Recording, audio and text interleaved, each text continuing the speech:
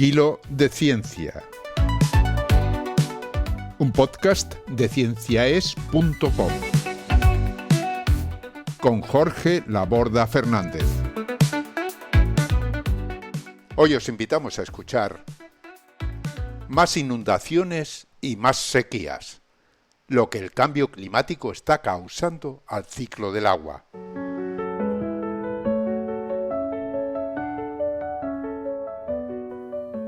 Buena ciencia, queridos amigos y seguidoras de Kilo. Un saludo cordial de Jorge Laborda. Como sabéis, de vez en cuando me gusta salirme de mi área de la biomedicina e introducirme por temas también de ciencia que están de actualidad, a veces por desgracia. Y esta va a ser una de esas ocasiones. Os voy a hablar de un tema bastante contradictorio sobre el cambio climático que hace muy poquito que se ha publicado.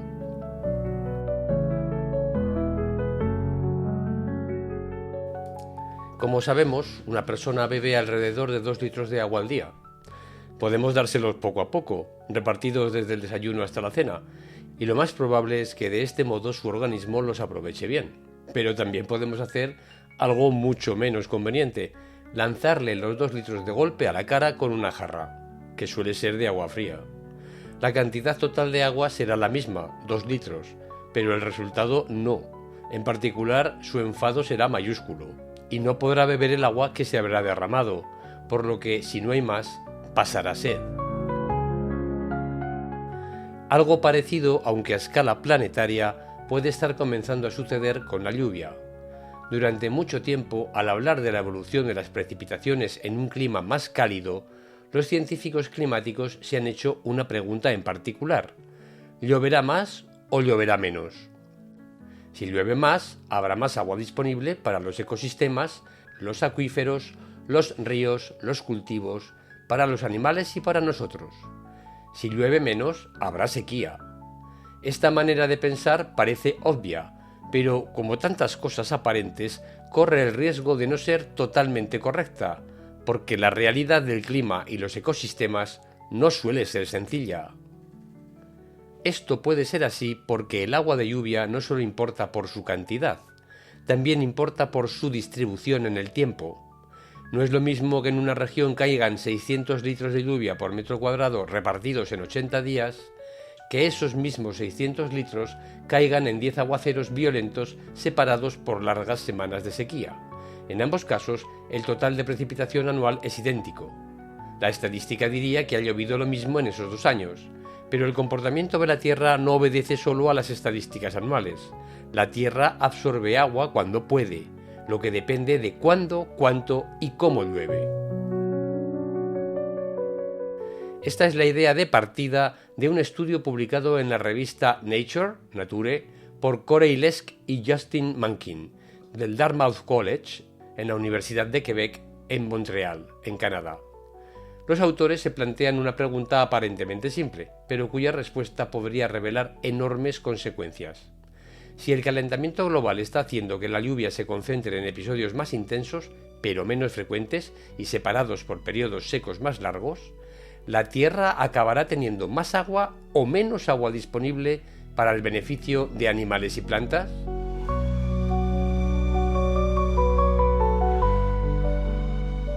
La respuesta que encuentran no es tranquilizadora. Durante las últimas décadas, la lluvia en muchas partes del mundo se ha concentrado en grandes tormentas o intensas precipitaciones, seguidas por periodos de sequía más prolongados. No son buenas noticias porque cuando la lluvia se concentra demasiado, la superficie terrestre tiende a secarse, incluso aunque la precipitación total anual aumente, lo que conduce a la paradójica situación de menor cantidad de agua para acuíferos, humedales y ecosistemas en general, a pesar de que llueva más. La razón es comprensible. El suelo no puede comportarse como una esponja infinita. Puede absorber agua, sí, pero solo hasta cierto punto y a cierta velocidad. Si la lluvia cae con moderación, una parte importante penetra en el terreno, humedece el suelo, recarga acuíferos o contribuye de forma gradual al flujo de los ríos. Pero si cae de golpe, en forma de grandes tormentas, un mayor volumen queda encharcado en la superficie o corre sobre ella antes de infiltrarse. Esa agua superficial sin tiempo para ser absorbida queda mucho más expuesta al aire y al sol y acaba por evaporarse antes de poder ser aprovechada. Así, paradójicamente, más lluvia puede acabar significando menos agua útil.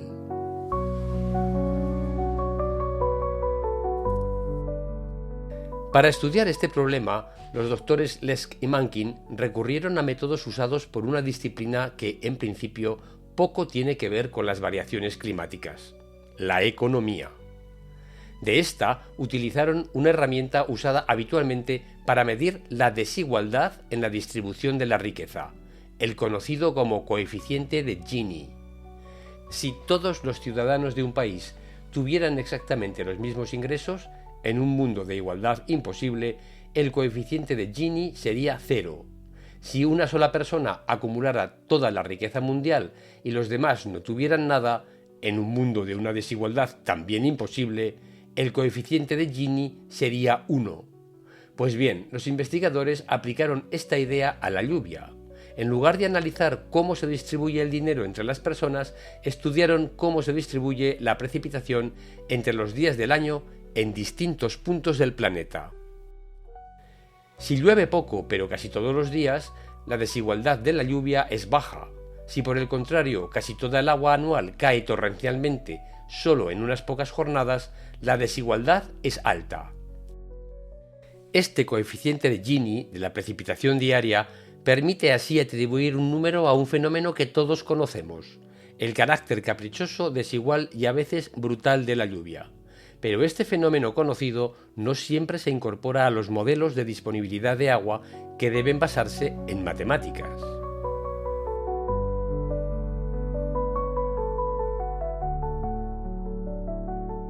Los autores analizaron datos globales de precipitación desde 1980 hasta 2022 y los compararon con datos de almacenamiento de agua terrestre obtenidos por los satélites GRACE, G-R-A-C-E, una misión capaz de detectar variaciones muy pequeñas en la gravedad terrestre.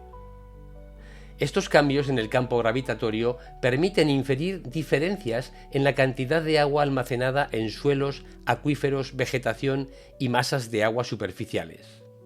Es muy sorprendente, al menos para mí, que la tecnología nos permita hoy pesar, entre comillas, desde el espacio, el agua del planeta midiendo con satélites cómo cambia ligeramente el campo gravitatorio. Es otro asombroso caso de ciencia ficción convertida en realidad. ¿Qué nos revelan estas medidas gravitacionales? El resultado general es claro. En gran parte del mundo, desde 1980, la precipitación anual se ha ido concentrando en episodios más intensos. La lluvia llega cada vez más en forma de jarra de agua fría y menos en forma de una suave ducha. En el oeste de Estados Unidos, por ejemplo, la concentración de las lluvias ha aumentado de manera notable. En las montañas rocosas, la precipitación anual se habría producido alrededor de un 20% más en forma de aguaceros intensos. En la cuenca amazónica, el aumento de la concentración de las lluvias se estima en torno al 30%, uno de los mayores cambios observados desde 1980. En cambio, en regiones como el Ártico, el norte de Europa o Canadá, la precipitación se ha distribuido de forma más uniforme, probablemente porque el calentamiento ha aumentado la lluvia y la nieve durante más días del año. Pero lo más importante no es solo que la lluvia esté cambiando de forma. Lo más importante es lo que ese cambio le hace al agua disponible sobre la Tierra. Los investigadores muestran que una precipitación más concentrada se asocia con una disminución del almacenamiento de agua terrestre en prácticamente todos los tipos de clima, puesto que este efecto aparece en regiones secas, húmedas, templadas y tropicales. No es por tanto una rareza local. Se trata de un fenómeno global. Además, su magnitud es sorprendentemente grande. El efecto secante de una lluvia intensa y concentrada puede ser casi tan importante como el efecto humectante de un aumento de la precipitación total anual. Dicho de otra forma, una ganancia de agua por un lado puede verse contrarrestada en exceso incluso por una pérdida por el otro, si la lluvia cae mal repartida. Esta conclusión obliga a cambiar la manera de pensar sobre las causas de sequía. Solemos imaginar la sequía como ausencia de lluvia, y desde luego la ausencia de lluvia seca a la tierra. Pero este estudio muestra otra posibilidad más sutil. Puede generarse una sequía funcional incluso cuando llueve, si la lluvia cae de una manera que el suelo no puede aprovechar bien. No basta con que la atmósfera libere el agua que contiene en forma de lluvia. Esta debe caer en condiciones que permitan almacenarla. La metáfora usada por el Dr. Mankin, uno de los autores del estudio, para explicar lo que sucede, es excelente. Una lluvia muy concentrada es como pedirle a la tierra que beba de una manguera contra incendios. La tierra recibe mucha agua, sí, pero no puede tragársela toda. Una parte se pierde, corre, se encharca y vuelve a la atmósfera por evaporación. Los autores quisieron además comprender el mecanismo físico, por qué exactamente se pierde más agua cuando las tormentas son más fuertes y suceden más separadas. La explicación combina dos procesos. El primero de estos procesos es la partición hidrológica, expresión técnica que podemos traducir como el destino que toma el agua al caer. Cada gota puede infiltrarse en el suelo, alimentar una raíz, recargar un acuífero, fluir hacia un río o quedarse temporalmente en la superficie. Las lluvias suaves favorecen la infiltración. Las lluvias intensas favorecen el encharcamiento y la escorrentía superficial, y el agua que queda en superficie se evapora con mayor facilidad. El segundo proceso depende de la radiación solar. Si las lluvias se concentran en menos días, hay más días secos entre una tormenta y la siguiente. Esos días secos suelen ser más soleados. Más radiación solar sobre la superficie significa más energía disponible para calentar el suelo y evaporar agua. Sin embargo, el estudio concluye que este segundo efecto, aunque desempeña un papel, no es el principal. La clave está sobre todo en cómo la mayor intensidad de la lluvia cambia el destino inicial del agua y permite menos infiltración útil y más agua superficial fácilmente evaporada. Para alcanzar estas conclusiones, los investigadores no se limitaron a observar correlaciones. Usaron modelos estadísticos, modelos simples de superficie terrestre y también componentes más complejos de modelos climáticos. Todos apuntaron en la misma dirección. Cuando la lluvia se concentra más, aumenta la evaporación desde las reservas superficiales de agua y disminuye el agua retenida por el suelo. La explicación no involucra fenómenos exóticos. Basta con tener en cuenta las leyes elementales de la física: capacidad limitada de infiltración, encharcamiento, evaporación y más días secos, cálidos y soleados.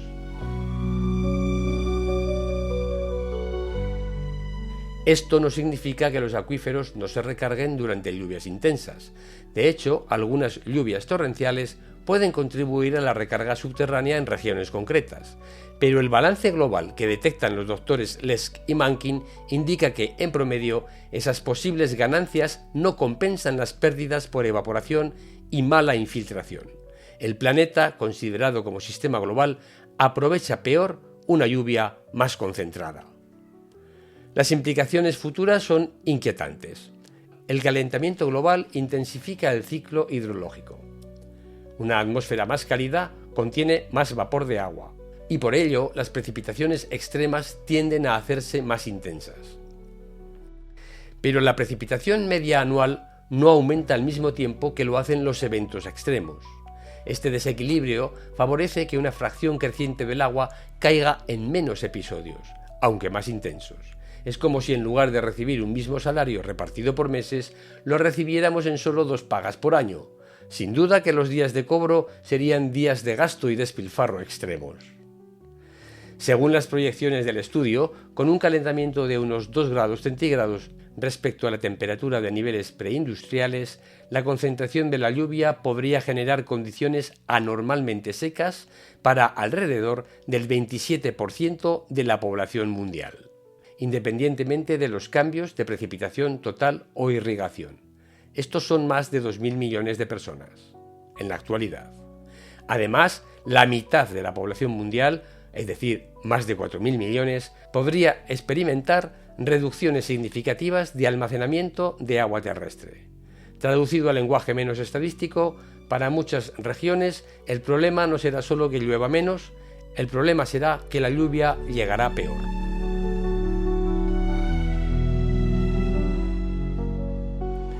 Esto complica mucho la gestión del agua.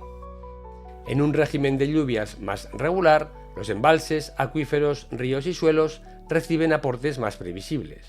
En un régimen de grandes tormentas, separadas por sequías prolongadas, los gestores del agua se enfrentan a un dilema incómodo. Si llega una gran tormenta, conviene capturar la mayor cantidad posible de agua, pero si los embalses ya están llenos, puede ser necesario liberar agua antes o durante el episodio para evitar inundaciones. Y si después de esa tormenta viene otro largo periodo seco, nos arrepentiremos de haber dejado correr tanta agua liberada. El caso de California es particularmente ilustrativo. Los ríos atmosféricos han llevado grandes cantidades de lluvia a esta parte del continente americano en medio de sequías prolongadas. Los gestores deben decidir si vacían parcialmente embalses para hacer sitio a nuevas lluvias sin saber cuánto durará el nuevo suministro. Este tipo de dilema podría extenderse a regiones que hasta ahora no se consideraban especialmente necesitadas de almacenamiento artificial porque contaban con lluvias relativamente repartidas a lo largo del año. El estudio también señala que el efecto físico de la concentración de la lluvia puede verse amplificado por la irrigación humana. En zonas agrícolas intensamente irrigadas, en periodos en los que el suelo se seca más, los agricultores tienden a extraer más agua de acuíferos o ríos. Esto puede agravar la disminución del almacenamiento de agua terrestre. El fenómeno físico y la respuesta humana se refuerzan entonces mutuamente en un círculo vicioso. Llueve de manera menos aprovechable, el suelo se seca, se riega más, se extrae más agua subterránea y el sistema queda aún más vulnerable. Conviene, no obstante, ceñirse a lo que los datos permiten concluir. Los autores reconocen limitaciones importantes en su estudio. Por ejemplo, su análisis anual no captura por completo el papel de la nieve y el hielo como formas de almacenamiento estacional. Tampoco puede resolver todos los efectos de los distintos tipos de suelo, usos de terreno, vegetación natural o manejo humano del agua. En zonas áridas, además, algunos detalles de la evaporación siguen siendo difíciles de modelizar. Pero estas limitaciones no debilitan el mensaje principal, más bien indican que la realidad puede ser todavía más compleja y quizá incluso peor de lo que el estudio ya muestra. ¿Qué podemos hacer? La primera recomendación de los autores es obvia, aunque no por ello menos urgente: mitigar el calentamiento global. Esto yo personalmente ya no creo que lo podamos hacer a corto plazo. Porque además de que es muy difícil, hay gente muy poderosa empeñada en no conseguirlo. Sin embargo, resulta evidente que si el calentamiento favorece la concentración de la lluvia en episodios más intensos, reducir las emisiones de gases de efecto invernadero no solo limitará el aumento de la temperatura, sino también parte de la distorsión del ciclo del agua. El clima no es más o menos calor, es una maquinaria planetaria que reparte agua y energía, y estamos gripando esta maquinaria con nuestro modo de vida, que puede convertirse en modo de muerte. La segunda recomendación es adaptar la gestión hídrica a una lluvia más desigual. No es inteligente seguir diseñando infraestructuras, tipos de cultivos y políticas de agua pensando solo en promedios anuales. Es necesario mejorar la captación de agua de tormenta, restaurar y mantener humedales y llanuras de inundación, recuperar vegetación natural, reducir las superficies impermeables en ciudades y diseñar embalses y acuíferos gestionados para convivir con una combinación aparentemente contradictoria: más inundaciones y más sequías. La tercera recomendación de los autores es cuidar el suelo, un suelo vivo, con materia orgánica, raíces, estructura y porosidad, se comporta mucho mejor ante la lluvia intensa que un suelo compactado y erosionado. La reforestación bien planificada y la restauración de cuencas no es solo por el bien del medio ambiente, es por nuestro propio bien. La cuarta y última recomendación es usar el agua con más inteligencia, especialmente en la agricultura irrigada. Esto incluye, dicen los autores, mejorar la eficiencia del riego, evitar cultivos muy demandantes de agua como el maíz en regiones cada vez más vulnerables, reutilizar aguas depuradas cuando sea seguro, reducir pérdidas en las redes urbanas de distribución y gestionar los acuíferos como reservas estratégicas, teniendo en cuenta los cambios en su dinámica. Como resumen, el estudio que hemos explicado nos proporciona un nuevo conocimiento sencillo pero importante. No basta con que la lluvia caiga en cantidades adecuadas, el agua debe quedarse en el suelo y penetrar en él el tiempo suficiente para que resulte útil a la vida. Si el calentamiento convierte la lluvia en una sucesión de grandes danas, inundaciones y sequías, el planeta puede acabar teniendo más volumen de precipitaciones y, sin embargo, disponer de menor cantidad de agua. Esta es una de esas paradojas que tan a menudo la ciencia nos revela y que conviene entender para tomar las medidas apropiadas. Y esto es todo por hoy. Como siempre, me despido con los mejores deseos de salud y felicidad. Buena ciencia y hasta el próximo programa. Adiós. Han escuchado ustedes a Jorge Laborda en Kilo de Ciencia, un podcast de cienciaes.com que se elabora gracias a vuestras donaciones. Si deseas colaborar, visita nuestra web y pulsa el botón de donar. cienciaes.com. Ciencia para escuchar.